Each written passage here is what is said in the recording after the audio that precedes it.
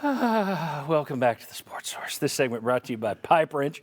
Plumbing, heating, and air. No one has more crews on the road, more expertise, or more five-star reviews than Pipe Wrench. I used them for a kitchen drain problem, and they were there on time. How big is that?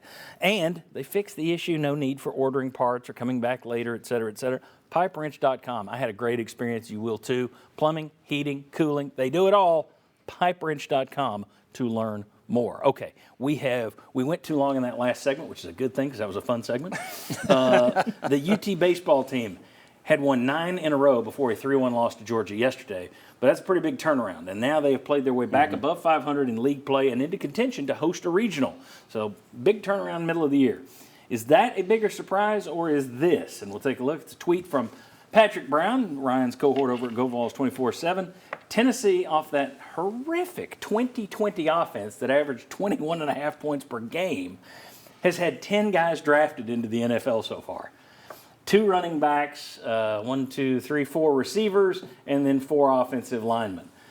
No quarterbacks. They played 4 that year. That could be the key. Although Jarrett Garantano stuck with the Broncos all last year. But what's the bigger surprise, Tennessee's baseball turnaround or what you're looking at right there on the screen?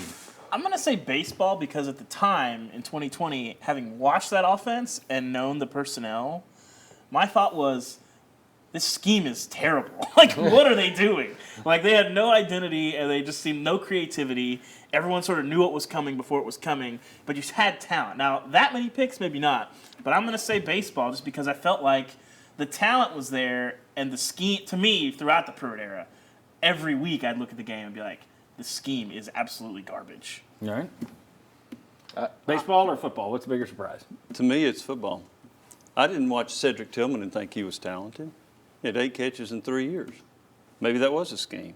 But I thought that Jimmy's in a fighting mood today. This is good. No, I would say it's the 2020 offense, which was deplorable. I didn't like their offense at all. And I also thought the Tennessee baseball team was underachieving. Yes, I thought they had the talent. Yes, Yeah, and they had the pitching staff, which is underachieved for the most part. So I'm going to go football. Josh, what's bigger surprise to you? I will say football because I didn't see that number. Now, if you said, hey, Darnell Wright's going to end up being a first-round pick, I'd say sure. Or Wanya Morris to somewhere else. Yeah, Wanya Morris too, because they were so highly touted and they were young. But I didn't see that number.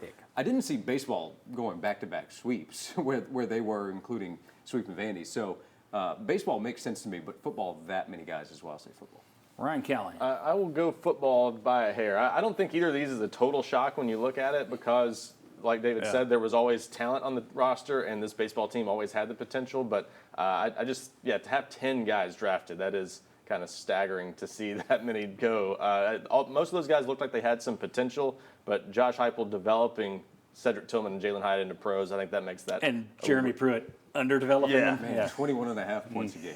Yeah, and with an offensive coordinator who had real success at a lot of other places before that year. I suppose the question is if a sportsbook would have let you take a 9-game parlay for Tennessee. Ryan, David, Josh, Jimmy, thanks to all these guys. Appreciate it. Thanks to you for watching. We appreciate you joining us every Sunday. We'll be right back here. Get out and check out our sponsors. They're the ones who bring you this year-round, and we thank them. See you next week.